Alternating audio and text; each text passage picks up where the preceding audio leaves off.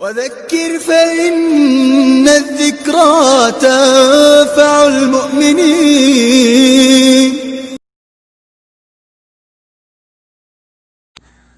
ابھی تک آپ نے مولانا مفتی عبدالقیوم عتیق صاحب مظاہری کے آفیشیل چینل کو سبسکرائب نہیں کیا ہو تو سبسکرائب کر لیں اور بیل آئیکن کو پریس کر دیں تاکہ ہماری ہر نئی ویڈیو کی نوٹیفیکیشن آپ کو جلد سے جلد مل جائے۔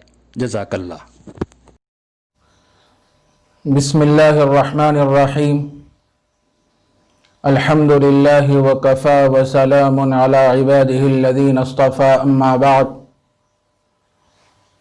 فاعوذ باللہ من الشیطان الرجیم۔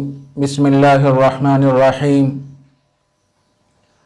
والعصر ان الانسان لفی خسر الا الذین آمنوا وعملوا الصالحات وتواصوا بالحق وتواصوا بالصبر، صدق اللہ العظیم۔ محترم ناظرین و سامعین،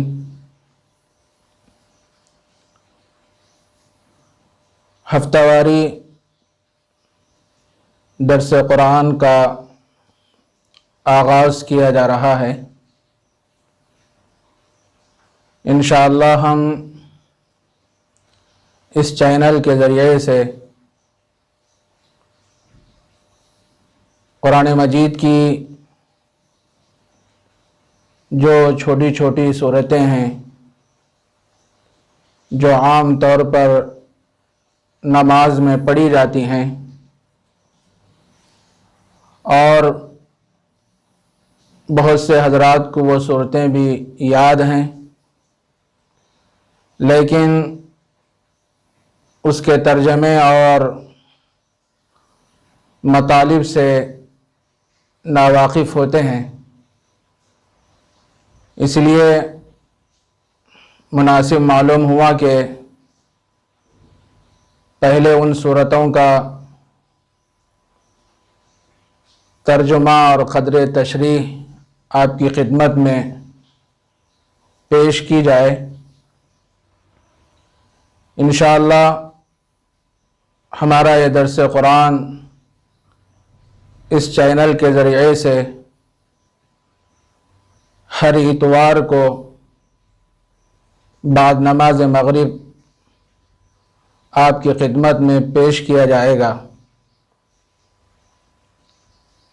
سب سے پہلی جو سورت جس کا ہم آغاز کرنے جا رہے ہیں وہ سورۃ العصر ہے۔ یہ قرآن کریم کی ایک چھوٹی سی سورت ہے، لیکن یہ دیکھنے میں تو مختصر ہے، لیکن بڑی جامع سورت ہے۔ امام شافعی رحمۃ اللہ علیہ فرماتے ہیں اگر لوگ اس سورت کے اندر غور و فکر کریں اور تدبر کریں، یہ سورت ایسی ہے کہ انسان کی دنیا اور آخرت کو درست کرنے کے لیے کافی ہے۔ اس سورت کا شان نزول یہ ہے کہ حضرت ابوبکر صدیق رضی اللہ تعالیٰ عنہ کے ایک دوست تھے زمانہ جاہلیت میں، ان کا نام کلدۃ بن اسید تھا۔ جب حضرت ابوبکر صدیق رضی اللہ تعالیٰ عنہ دولت ایمان سے مشرف ہو گئے، نبی اکرم صلی اللہ علیہ وسلم کے دست حق پرست پر ایمان اور اسلام قبول کیے، تو کلدۃ بن اسید حضرت ابوبکر صدیق رضی اللہ تعالیٰ عنہ کے پاس آئے اور انہوں نے کہا کہ ابو بکر، تم زمانہ جاہلیت میں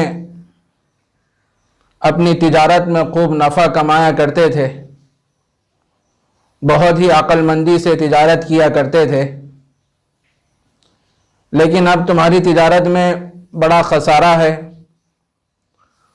اور تم اپنے آباء و اجداد کے دین کو بھی چھوڑ دیے ہیں، تم بڑے خسارے اور نقصان میں ہیں۔ اس موقع پر حضرت ابوبکر صدیق رضی اللہ تعالیٰ عنہ نے کلیۃ بن اسید سے فرمایا تھا کہ ہرگز وہ شخص خسارے میں نہیں ہو سکتا جو اللہ کی ذات پر ایمان لائے، نبی اکرم صلی اللہ علیہ وسلم پر ایمان لائے اور اعمال صالحہ کو اختیار کیے، ہرگز وہ شخص خسارے میں نہیں ہو سکتا۔ اللہ تعالیٰ نے سیدنا حضرت محمد رسول اللہ صلی اللہ علیہ وسلم پر سورۃ العصر نازل فرما کر حضرت ابوبکر صدیق رضی اللہ تعالیٰ عنہ کی اس بات کی تائید فرمائی کہ ابو بکر نے جو کہا ہے بالکل سچ کہا ہے، درست کہا ہے۔ جو شخص ایمان لایا اور اعمال صالحہ کو اختیار کیا، وہ شخص کبھی خسارے میں، نقصان میں نہیں ہوگا۔ دیکھیے، والعصر، قسم ہے زمانے کی۔ یہاں پر اللہ تعالیٰ نے زمانے کی قسم کھائی ہے۔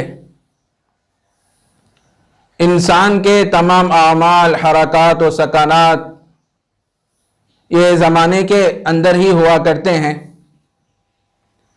اور دن اور رات میں انسان کے اعمال ہوا کرتے ہیں، اور یہی دن رات دنوں میں تبدیل ہوتے ہیں، اس کے بعد مہینوں میں بدل جاتے ہیں، اس کے بعد سالوں میں تبدیل ہو جاتے ہیں، اور یہی انسان کی عمر ہوتی ہے،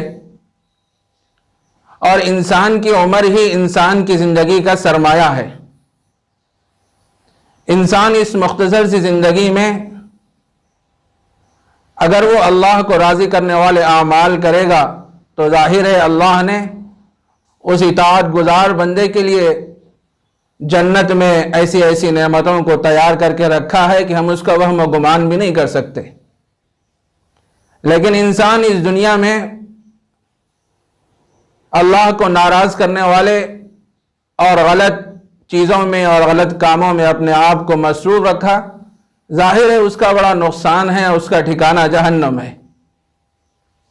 تو اللہ تعالیٰ نے اس سورت کے اندر زمانے کی قسم کھائی ہے۔ بعض علماء نے یہ بات بھی بیان فرمائی کہ عصر سے مراد ہے عصر کی نماز کا وقت۔ اسی لیے نبی اکرم صلی اللہ علیہ وسلم ارشاد فرماتے ہیں، احادیث میں یہ بات ملتی ہے کہ اللہ کے نبی علیہ السلام نے عصر کی نماز پڑھنے کی بہت تاکید فرمائی ہے، اور عصر کی نماز کا وقت یہ دن کے ختم ہونے کا بالکل قریب وقت ہوتا ہے، سورج غروب ہونے کا وقت ہوتا ہے، تو اس میں لطیف انداز میں انسان کو موت کی یاد دلائی گئی ہے۔ بہرحال اللہ تعالیٰ اس سورت کے اندر فرماتے ہیں، والعصر، قسم ہے زمانے کی، ان الانسان لفی خسر، بے شک انسان خسارے میں ہے، نقصان میں ہے، الا الذین آمنوا وعملوا الصالحات، مگر وہ لوگ جو ایمان لائے اور اعمال صالحہ کیے، وتواصوا بالحق وتواصوا بالصبر، ایک دوسرے کو حق کی وصیت اور نصیحت کرتے رہے اور ایک دوسرے کو صبر کی تلقین اور نصیحت کرتے رہے، یہ لوگ کامیاب ہیں۔ یہاں پر اللہ تعالیٰ نے یہ بات ارشاد فرمائی کہ سارے انسان خسارے میں ہیں، نقصان میں ہیں، مگر 4 چیزیں اللہ تعالیٰ نے اس سورت کے اندر بیان فرمائی ہیں، جو اس کو اختیار کرے گا وہ شخص کامیاب ہو جائے گا۔ اس میں سے پہلی چیز یہ ہے جو لوگ ایمان لائے، ایمان لانے کے ساتھ اعمال صالحہ کو بھی اختیار کیے۔ کلمہ پڑھ لینے سے انسان دائرے اسلام میں تو داخل ہو جاتا ہے، اس کو مومن تو کہہ سکتے ہیں، مسلمان تو کہہ سکتے ہیں، لیکن اس ایمان میں جلا اور قوت بخشنے کے لیے اعمال صالحہ کو اختیار کرنا ضروری ہے۔